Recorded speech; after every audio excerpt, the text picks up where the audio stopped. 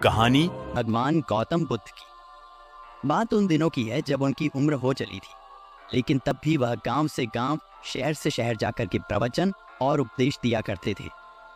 एक दिन वे अपने शिष्य आनंद के साथ गांव से निकले थे और दूसरे गांव का रास्ता बड़ा लंबा था। चलते चलते थक चुके थे, उनकी उम्र हो चुकी थी, इसलिए चला भी नहीं जा रहा था। लेकिन अपने शिष्य आनंद को लगातार कह रहे थे कि कोई बात नहीं, पहुंच जाएंगे। वो लोग लगातार चलते रहो शिष्य। कुछ व्यक्ति खेत में काम करते दिखाई दिए। आनंद ने कहा कि भगवान पूछ लेते हैं कि कितना दूर और बचा है, तो उन्होंने कहा ठीक है। उस व्यक्ति से पूछा, बाबा जी कितना दूर और जाना है उस गांव के लिए? वो बोले, बस 2 किलोमीटर और बचा है। भगवान गौतम बुद्ध उसकी तरफ देख करके मुस्कुरा दिए, वह भी उनकी तरफ देख करके मुस्कुरा दिया। उसके बाद में वहां से आगे बढ़ गए और 2 किलोमीटर शायद पार हो चुके थे। वो आनंद को थकान हो रही थी। उसने फिर से कहा कि रुक जाते हैं, पूछ लेते हैं किसी से और कितना जाना है। तो उन्होंने देखा कि एक बूढ़ी अम्मा सर पर लकड़ियां लेकर जा रही थी। उन अम्मा से पूछा कि माताजी गांव कितनी दूर है?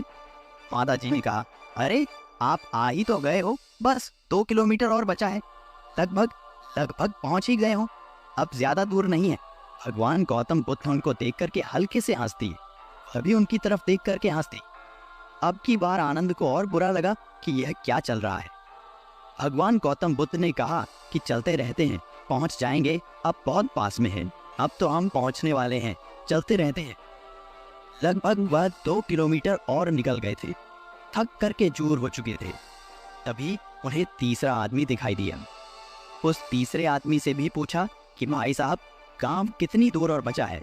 उसने भी यही कहा कि बस 2 किलोमीटर और बचा है, आप चलते रहो, बस आने वाला है, आप गांव शाम होने से पहले पहले पहुंच जाओगे। और यह कहकर के वहां से चला गया।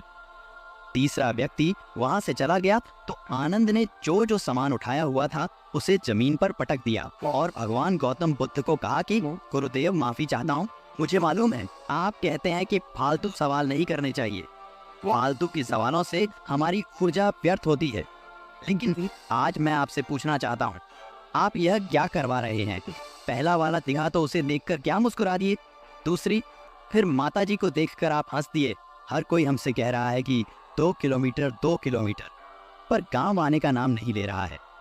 आप यह क्या कर रहे हैं? मुझे इसका उत्तर दीजिए, मुझे जानना है और मुझसे अब चला नहीं जा रहा है। भगवान गौतम बुद्ध ने कहा कि शांत हो जाओ आनंद, मुझे मालूम है कि गांव अगले 2 किलोमीटर के बाद में भी नहीं आएगा है। तुम्हें शायद याद नहीं, लेकिन मैं इस जगह पर पहले भी आया और यह गांव 20 किलोमीटर है। जब पहले वाले व्यक्ति ने, जो खेत में किसान काम कर रहा था, उसने बताया था कि 2 किलोमीटर बचा है, तब भी मैंने कुछ नहीं कहा। मुझे मालूम था कि दूर है, इसीलिए मैं उनको देख करके मुस्कुरा दिया, वह भी मुझे देख करके मुस्कुरा दिए। उन्हें समझ में आ गया कि हम दोनों का काम एक ही है, दूसरों को लगातार प्रेरित करना। पिछले इतने सालों से लगातार लोगों को प्रेरित कर रहा हूँ, प्रोत्साहित कर रहा हूँ कि आगे बढ़ो, मंजिल मिलेगी।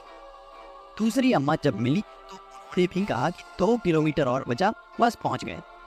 उन्हें भी देख करके मैं हंस दिया, क्योंकि वह भी समझ गए कि हम दोनों का काम है कि लोगों को लगातार प्रोत्साहित करना। और तीसरा वाला जो मिला उसने भी यही कहा कि बस आप पहुंच ही गए हैं, शाम होने से पहले पहले पहुंच जाएंगे। हम सबका काम एक ही है, इसीलिए हम एक दूसरे को देख करके मुस्कुरा रहे थे। मुझे मालूम है कि गांव दूर है, लेकिन तुम्हें अगर कहता कि 20 किलोमीटर चलना है तो शायद तुमसे इतना भी नहीं चला जाता। इन 3 लोगों ने हमें 2-2 करके 6 किलोमीटर तो पार करवा दिए। 2 किलोमीटर के भरोसे हमने 6 किलोमीटर पार कर लिया। मुझे मालूम है कि तुम थक चुके हो, आगे एक बड़ा सा पेड़ है, इसके नीचे आराम करते हैं, आज की रात यही बिताते हैं, कल सुबह फिर से चलेंगे, चिंता मत करो। लेकिन याद रखना, दुनिया में दूसरों को लगातार मोटिवेट करना मत भूलना। कहानी बहुत छोटी है, लेकिन असल जिंदगी में भी हमारे आसपास ऐसे लोग होते हैं जो हमें इंस्पायर करते और मोटिवेट करते चलते हैं। कुछ ऐसे लोग भी होते हैं जो हमें डीमोटिवेट करते हैं।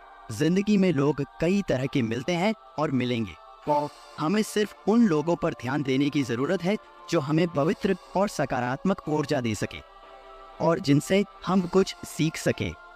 नकारात्मक लोग न केवल हमें दुविधा में डालेंगे बल्कि हमें मंजिल से भी भटका देंगे। उन लोगों से करीबी बनाए रखिए जो आपको उत्साहित और प्रेरित करते हैं।